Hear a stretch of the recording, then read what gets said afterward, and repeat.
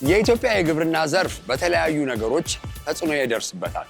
ዋነኛውን ግን ብናነሳ የአየር ንብረት መቀየርና ተፈጥሯዊ የሆኑ ችግሮችን ማንሳት እንችላለን። ይህም በመሆኑ ታዲያ ገበሬዎች የተለያዩ አይነት ዘዴዎችን በመጠቀም ሰብላቸው በተገመተ ወይም በተፈለገው መጠን እንዲሆን ጥንቃቄዎችን ያደርጋሉ። ከዚህም ደግሞ ጎን ለጎን አደጋዎችን ለማስተካከል ወይንም ደግሞ የተወሰኑ ሪስኮችን ወይ አደጋዎችን እንዳይደርሱ ለማድረግ የተለያዩ መንገዶችን ይጠቀማሉ። ሆኖም ግን አብዛኛውን ጊዜ ተፈጥሯዊ የሆነ ነገር በሰው ሰራሽ ለመከላከል ትንሽ ይከብዳል። ለዚህም ነው እንግዲህ የተለያዩ አይነት ኢንሹራንስ፣ የመድን ሽፋኖች እየተያዘ ስራ የሚሰራው። ይህም ደግሞ የፋይናንስ ትልቁን ጥያቄ ያስነሳል። ፋይናንሻል ኢንክሉዥን ሲባል እንግዲህ ኢትዮጵያ በተለያዩ መንገዶች ላይ የተለያዩ የኢኮኖሚ ዘርፎችን መሰረት በማድረግ ፋይናንሻል ኢንክሉዥን ወይንም የፋይናንስ አካታችነትን እየሰራች ነው። ታዲያ ገበሬዎችን ደግሞ ስናነሳ ትልልቅ ገበሬዎች አደጋ ቢደርስባቸውም ትንሽ መቋቋም ስለሚችሉ ስሞል ስኬል ፋርመርስ የምንላቸው ወይንም አነስተኛ የሆኑ ገበሬዎች ለዚህ የበለጠ ተጋላጭ ይሆናሉ። ከዚህም ጎን ለጎን ፋይናንስም የማግኘት ደግሞ የፋይናንስ አቅርቦትም ደግሞ ችግር ይኖርባቸዋል። ማዳበሪያ ለመግዛት ሊሆን ይችላል፣ ጥሬ ዘር ለመግዛት ሊሆን ይችላል። የተለያዩ አይነት ነገሮችን ለማግኘት የተለያዩ የፋይናንስ ችግሮችን ያጋጥሟቸዋል። ከዚህም ጎን ለጎን ታዲያ የሚሰሩ ስራዎች የፋይናንሻል ኢንክሉዥን ብቻ ሳይሆን ብድሮችን ማመቻቸት፣ የፋይናንስ ደግሞ እርዳታዎችን ማግኘት የሚችሉበትን የተለያዩ አይነት ፕሮግራሞች ይቀረጻሉ። እነዚህም ፕሮግራሞች ታዲያ ስንመለከት አንደኛ መንግስት የሚያደርገው ድጋፍ ሊሆን ይችላል በተለያዩ አይነት ፕሮጀክቶችና መሰረተ ልማቶችን በማድረግ ሌላ ደግሞ ዓለም አቀፍ የሆኑ የእርዳታ ድርጅቶች ጋር በሚደረጉ ሀገር በቀል ከሆኑ በጎ አድራጎት ድርጅቶች ጋር በሚደረግ ትብብር እነዚህ ገበሬዎችን ለማስተካከል ወይም ለማገዝ የተለያዩ ስራዎች ይሰራሉ። የተፈጥሯዊ ችግሮችን እንግዲህ ከመቋቋም አንጻር የኢትዮጵያ የግብርና ዘርፍ በተለያዩ ሰዓቶች ድርቅ ሲያስቸግር ወይንም ዝናብ አለመምጣት ሲታይ የሰብል ምርቱ መጠን ይቀንሳል። ይህም ደግሞ ሲቀንስ ገበሬው የሚያገኘው ገቢ ላይ ቀጥተኛ ተጽዕኖ የሚያሳድር ከዛም ደግሞ ወደ ገበያ የሚመጣውን ምርት ወይም የሰብል አይነት ደግሞ እንዲቀንስ ያደርጋል። ይሄ ደግሞ ተያያዥነቱ ምጣኔ ሀብት ላይ የሚያስከትለው ከፍተኛ የሆነ ችግር አለ። አንደኛ ስንመለከት እጥረት ካለ ሁሌም እንደ ኢኮኖሚክስ ፕሪንሲፕል ዋጋ የመጨመር ችግር ያመጣል። ከዛም ደግሞ ጎን ለጎን ወደ ከተማ የማይደርስ ከሆነ ደግሞ የተለያዩ እጥረቶች ኖረው ችግሮችም ሊፈጠሩ ይችላሉ። በዛሬው ሃሽታግ ሽቀላ እንግዲህ የተለያዩ አይነት የፋይናንስ አቅርቦት የሚሰሩ ድርጅቶች አንደኛ የሆነውን እናያለን። የተለያዩ ደግሞ ስሞል ስኬል ፋርመሮች ጋር ደግሞ እየሰራ ያለውን ስራ እንመለከታለን። For a country like Ethiopia that is 85% agrarian economy based, there are a lot of things that could make things go wrong, especially weather, climate. There are so many things that could, affect the yield or the annual crop production. With that, small-scale farmers are the ones that will carry the burden and be affected the most. Because, large-scale farmers may have the means to, sustain that stock and still be productive. Today, I'm sitting down with Caroline. You're the director of AECF. You will introduce your organization and what you're doing in the agricultural sector to protect these small-scale farmers from, different kind of negative impacts. So please introduce yourself first. Thank you very much. My name is Caroline Torotich. Okay. Just to make it correct, I'm the Associate Director, Energy Portfolio at the AECF. Okay. So AECF is an Pan-African organization. It was established in 2008 as a program to support African enterprises in terms of to work together with governments to be able to address Africa's problems. Okay. So since then, since 2017, it is now a registered organization based in Nairobi, working across sub-Saharan Africa, currently active in 26 countries, supporting enterprises. So our work is mainly to provide capital, concessional capital to enterprises in agriculture, agribusiness, as well as in renewable energy, with the ultimate objective of really reaching that marginalized rural women, youth in Africa. With services or products that are able to then address their current issues, whether it is quality seeds, quality inputs, farm inputs, renewable energy technologies to be able to lift them out of poverty. Oh, that's great. So this is the second version, or like you said, it's a 2.0 program. I understand you had the first one. When was it and how did it turn out? Okay, so the first one, which is, we call it React 1.0, it was mainly to introduce, we launched it in 2020 where through the competition process, which is a model that ACF uses, we selected 10 companies, renewable energy companies. At that point, we wanted to stimulate the market. That is the point where pay-as-you-go type of business model had been established in other countries. We wanted to support companies here to introduce that, to test the market, whether that pay-go technology works for solar home system, for productive use, mainly solar water pumps, as well as clean cooking. Okay. So for the rural. So companies were selected based on their innovation.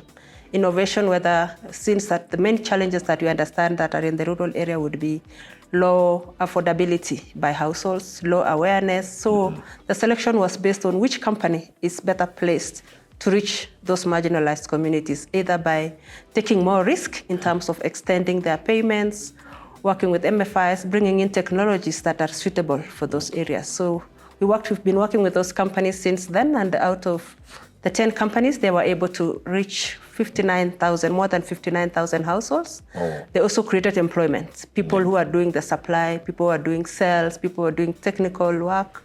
And there's a huge job creation along the chain. That's great. As well as they also put in their money.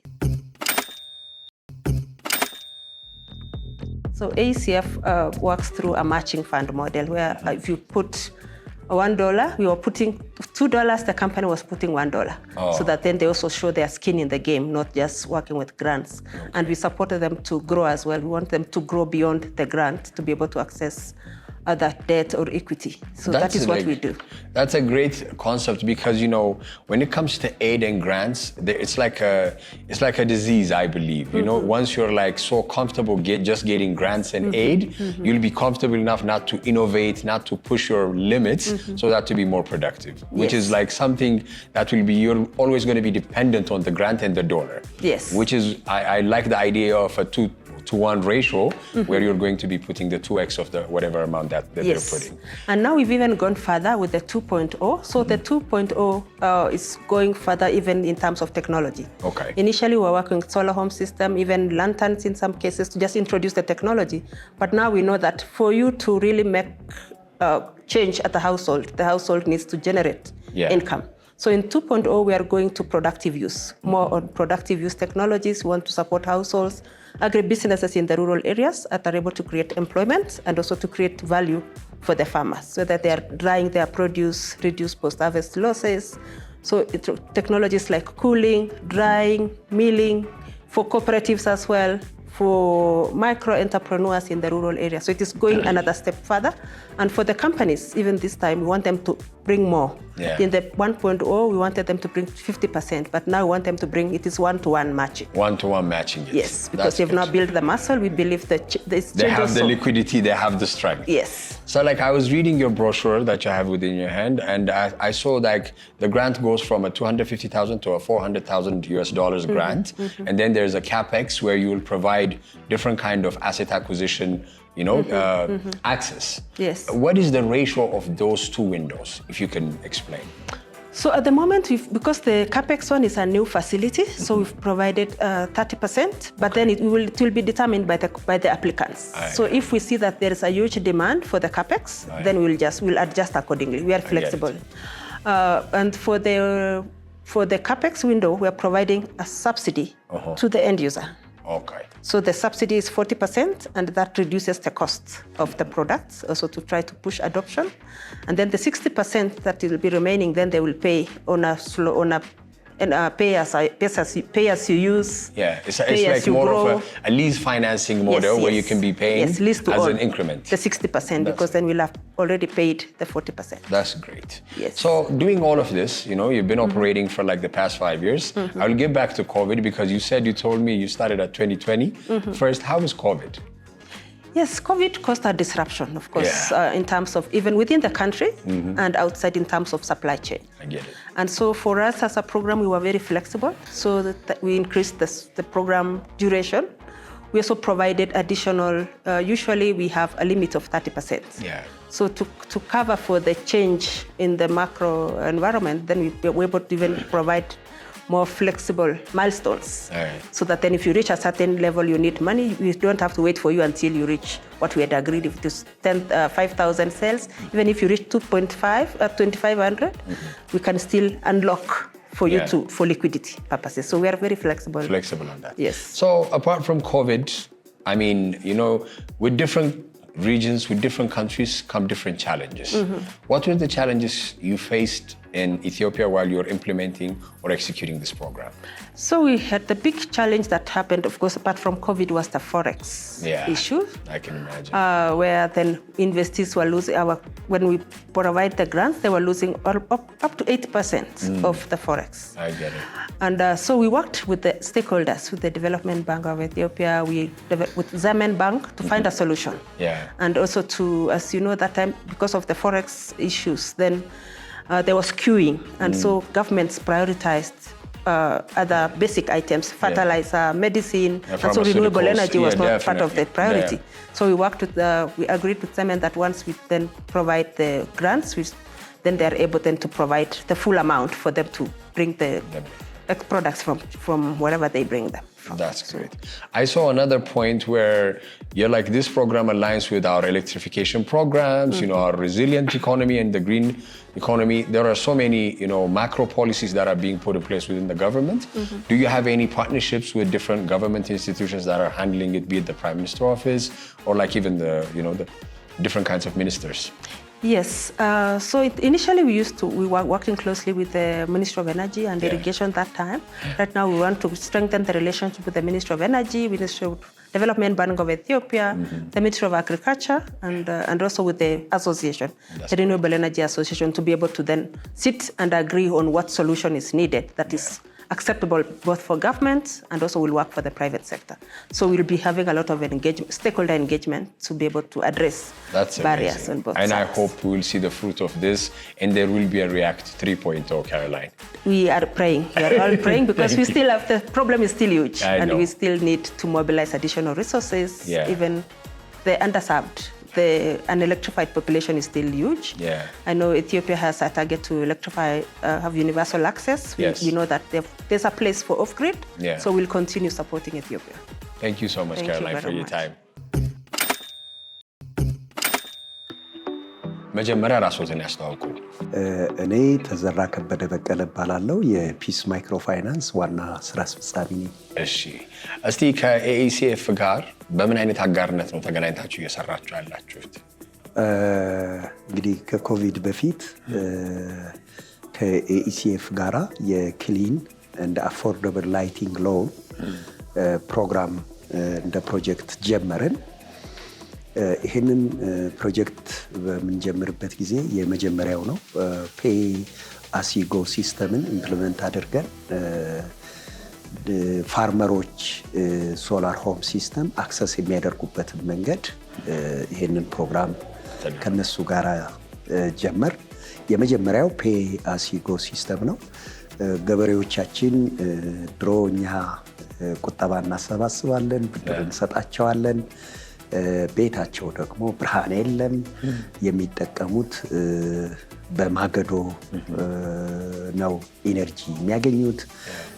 ሞባይል ፎን አክሰስ ያደርጋሉ። ሞባይላቸውን ቻርጅ ለማድረግ ደግሞ ከተማ 3 ሰዓት 4 ሰዓት ይሄዱ ነበር ቻርጅ የሚያደርጉት። ያንን ለማስቀረት መቻላችን በዚህ በክሊን አንድ አፎርደብል ላይቲንግ ሎን ኮል ኢትዮጵያ የሚል ጀመር። ኤክስትሪም ሩራል ኤሪያ ላይ ነው የጀመርነው።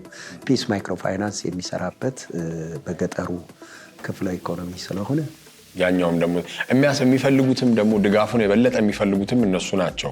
አቅማቸውም እውነት ነው።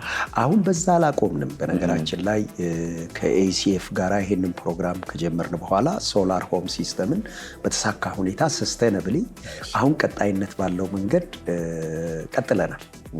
አላቆምንም። ከ30 በላይ የሚሆኑ የቴክኖሎጂ ፕሮቫይደርስ ጋራ ኮላቦሬት ማድረግ ችለናል። ፓርትነርሺፕ አግሪመንት ተፈራርመን እየሰራን ነው ያለነው። በአሁኑ ሰዓት ደግሞ ንጹህ ውሃ ገበሬዎቻችን የሚያገኙበት መንገድ ወደ ገጠር ስትሄድ ወራጅ ውሃን ነው የሚጠቀሙት ለመጠጣት ያንን ወራጅ ውሃ ሲጠጡ ከብቶቻቸውም ከዛ ነው የሚጠጡት ውሾችም ጭምር ሳይቀሩ ከዛ ነው የሚጠጡት እነሱም ደግሞ ያንን ይጠጣሉ ይሄ ደግሞ ለውሃ ወለድ በሽታ ይጋለጣሉ ስለዚህ ለህብረተሰባችን የምናስብ ከሆነ ከድህነት ማነቆ ለማላቀቅ ቁርጠኛ ሐሳብ ካለን የኛ ፋይናንሻል ኢንክሉዥን ደግሞ ኢትዮጵያውያን ችለናልና የግራንድ ሪኔሰንስ ዳማችንን ተግባራዊ ያደርገናል ፋርመሮቻችን ፓርቲሲፔት ያደረጉት አሁን ወደፊት ከዚህ ቀጥሎ ያለው ግራንድ ሪኔሰንስ ፋይናንሻል ኢንክሉዥን እንዲመጣ እንሰራለን ኤሲኤፍ በዚህ በኩል በከፍተኛ ሁኔታ ከኛ ጋራ የሚተባበር ነው እንኮራለን we are proud of ACF ምን ያህል ገበሬዎች እንግዲህ ሁለት ፕሮግራም እንደነበረ ተረድቻለሁ የመጀመሪያው ፕሮግራም ላይ ምን ያህል የመጀመሪያው ፕሮግራም 4888 ሃውስሆልድ ፕላን አድርገን ግን እኛ ስንጨርስ 7880 ገበሬዎችን ነው የደረሰው ሃውስሆልድ ነው የደረሰው ማለት ምንድነው ከፕላኑ በላይ ዲማንዱ አለ ማለት ነው ስለዚህ ስቲል ይሄ ፕሮግራም በቀጣይነት እየቀጠለ ነው ያለው በዚህ ውጤታማ የሆነ ስራ ወደፊት እንሰራለን ብለን እናስባለን በጣም ደስ ይለናል እንግዲህ ሁሉንም መልካም ነገር እመኛለሁ ለጊዜዎት በጣም አመሰግናለሁ Thank you very much በጣም እግዚአብሔር ይስጥልኝ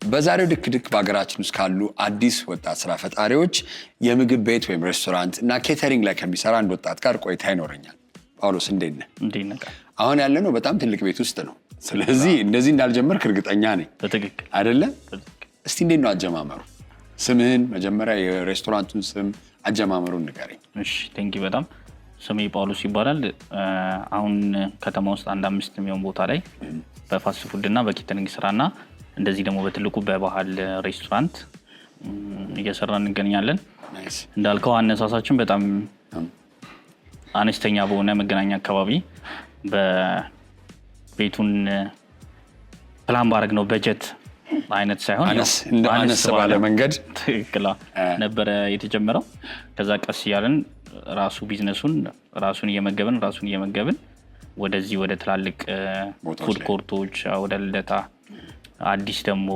ወደዚህ መተናል ማለት ነው በጣም አሪፍ አሁን እንግዲህ አዲስ አበባ ኮንቬንሽን ሴንተር ነው ያለነው ትክክል እዚህ ውስጥ አንደኛ እንደዚህ አይነት በጣም በሚያምር ሁኔታ ለመስራት ትልቅ በጀት ያስፈልጋል ትክክል እስቲ እንዴት አገኛችሁት ፕሮሰሱስ እንዴት ነበር ወደዚህ ለመግባት ልደታ ያለን ትልቅ ፉድ ኮርት አለና እዛ ማርኬቲንጎቹ እዚህ ያሉት ማርኬቲንጎች የዞሩ ከተማው ላይ ጥሩ ሰርቪስ የሚሰጡን ኢንቫይት ያደርጉ ነበር ወደዚህ ሊያስገቡ ማለት የኮንቬንሽን ሴንተሮች ማርኬቲንግ እና እሺ ምግቡን መተው ቀምሰው እኛን ኢንቪቴሽን ወደ ጨረታ እንድንሳተፍ ጠሩ ጨረታውን ተሳተፍን ሁለት ሬስቶራንቶች ነበርን ትላልቅ ሬስቶራንቶች አንዱን ለኛ ይሄኛውን ቤስት የሚባል ቦታ ነው መርጠው የሰጡን ከዛ አሁን ወደ ጀምረን ከኢንቴሪየር ስራ ጋር ወደ 4 ወር አገልግሎት ላይ ደግሞ 3 ወር አካባቢ ቆይተናል ማለት ነው ይሄን ሁሉ የሰራችሁት አዎ ኢንቴሪየሩን በጣም በደንብ መጀመሪያ ፕላን ተደርጎ በደንብ ፕላን ያሳያስታውቃል ወደ ስራ ባንዲ ማታም ቀንም ነው የተሰራውና በደንብ የተሳካም ነበረ ወደውታል ብዙ ሰዎች በጣም አሪፍ እስቲ አጀማመር ላይ እንግዲህ ያው ትንሽ ሬስቶራንት ምን ያህል ነበር የሚችለው እስቲ ያኛው ሬስቶራንት አሁን ይሄ በጣም ብዙ ነው አዎ እውነት ለመናገር ቦታው ሰፋ ያለ ነበር ወደ 230 ካሬ ነበረ ግን አብዛኛው በጀት ይዛን የሆነው የቤት ኪራይ ላይና የተወሰነ የማሽነሪ ያው ኪችን ሞተር ኪችን ስለሆነ ኢንቴሪየሩ ላይ ብቻ ነበር ደከም ብለን የጀመርነው ከዛ ኢንቴሪየሩን ደግሞ አፕዴት እያረግን መሰረት ደፋር ህንጻ ላይ ነው እሷን በዚህ አጋጣሚ ማመስገን ፈልጋለሁ ብዙ ሰፖርት አድርጋኛለች አሪፍ እስቲ ሲጀምሩ እንግዲህ ምግብ ቤት ብቻ ሳይሆን ኤኒ ቢዝነስ ችግር ያጋጥማል ቻሌንጅ ይኖራል እንዴ ምን አጋጠመ እስቲ ያው በጀት እንዳለው የበጀቱ ቅድም አንስተዋል ትክክል የሬስቶራንት ስራ ትልቁ ነገር በደንብ ማታም ቀንም ፎሎ አፕ ይፈልጋል በቃ አንዴ ሴት አርጋው የሆነ መስመር ይዟል ብለ የምትሆ ነገር አይደለም ዛሬ የተሰራውን ነገር ነገ ካልደከምክለት ከስተመሩ መጥቶ ነገ የበላውን ነገር ዛሬ የሚያጣ ከሆነ ቢዝነስ ቀጣይነት ማረጋገጥ ስለሚከብድ በጣም ቻሌንጁ በደንብ ፎከስ ይፈልጋል። በየቀኑ በቃ ጊዜ የሚሰጥ አይነት ቢዝነስ አይደለም። ትክክል። እና እንግዲህ ያው ጊዜን በሙሉ እዚህ ላይ ነው የምታጠፋው በለኝ። ኦልሞስት እኔ ምንም ሌላ ህይወት የለኝም በለው። ደግሞ እኔ አብዛኛውን ጊዜ አዲስ አበባ ላይ ያሉ ሬስቶራንቶች ዛሬ ቀመስከው ምግብ ነገ ላታገኘው ትችላለህ። ያም ነገር ደግሞ እንደ ችግር ይነሳል። አንድ አይነት ነገር ለማስተካከል እስቲ ምን አይነት የጥራት ቁጥጥር እነዚህን የምታደርግበት መንገዶች አሉ? አዎ ከስታፎቻችን ጋር ሁሌ ያው ፕሮፌሽናል የሆኑ ኢንተርናሽናል የሆኑ የኪችን ፎርማሊቲዎች አሉ። እነሱን በደንብ ለመከተል ጥረትና ትሬኒንጎችን ደግሞ በየሰዓቱ ለመስጠት ጥረት አደርጋለሁ። በየኔቸሩ ለምሳሌ እዚህ የባህል ቤት ላይ የተለየ ሰርቪስ ነው፣ የተለየ ሜኑ ነው ያለው። ሌላ ፉድ ኮርቱ ላይ የተለየ ሜኑ የተለየ ሰርቪስ ነው ያለው። በየቦታው ላይ ሌላው ደግሞ የዲሊቨሪ ትራንሾች ናቸው፣ ዲሊቨሪ ላይ የሚሰሩ ናቸው። እነሱ ላይም ከስታፎች ጋር ብቻ በቲም የምሰራው ስራ ስለሆነ ቲሞችን ትሬኒንጉን መስጠት የመጀመሪያ ስራ ነው። ያንን ካረክ እነሱ ያንን ነገር ፎሎ አፕ ያደርጉ። ያው ቻሌንጁ ደግሞ ሰው ይቀያየርብሃል። እሱ ነው እጅ ደግሞ ሰው ሲቀየር ደግሞ እጅ ይቀየራል፣ ጣዕም ይቀየራል። ለዛ ደግሞ ሪሲፒ የምትችለውን ያህል ሪሲፒ የቤትህን ሪሲፒ ያው ትረስትድ ለሆነ ሰው በደንብ የምታምነው ሁሌ የማይቀየርብን መስጠት አለብህ። እና ደግሞ ሰውየውን ቢቀየር ደግሞ ያ ሪሲፒ ተጽፎ የተዘጋጀ ደግሞ ከሆነ በዛ መሰረት የሚሰራ ከሆነ 100% ባይሆንም ይመጣል በተወሰነ ትክክል። አሪፍ። እንደው እስቲ ሲጀምሩ ያሉት ነገሮች አሉ። ስኬል አፕ ደግሞ ስታረግ ራኒንግ ደግሞ ኦፐሬሽንስ ላይ የሚያጋጥሙ ችግሮች ይኖራሉ።